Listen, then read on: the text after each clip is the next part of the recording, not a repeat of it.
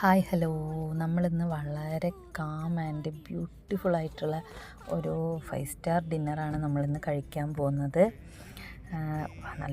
വളരെ ഒരു പീസ്ഫുള്ളായിട്ടുള്ളൊരു ആംബിയൻസ് ആണ് ഇവിടെ.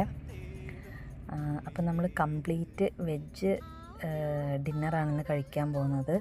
അപ്പോൾ ആദ്യം തന്നെ നമ്മളൊരു ഹോട്ട് ആൻഡ് സോർ വെജ് സൂപ്പാണ് പറഞ്ഞിട്ടുള്ളത്.